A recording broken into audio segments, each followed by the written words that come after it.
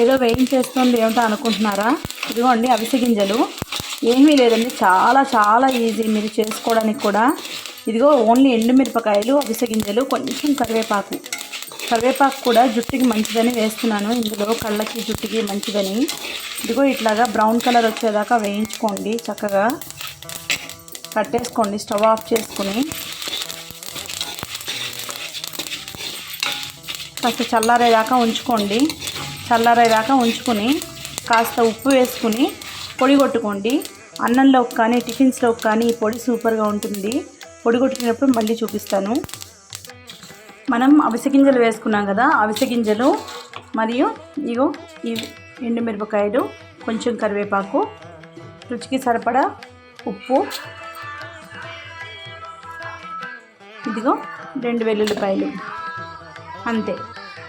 మనం ఇప్పుడు దీన్ని మిక్సీ చేసుకుందాం. ఇదిగోండి చక్కగా, ఇదిగో పొడి చూడండి ఇంత చక్కగా రెడీ అయిందో.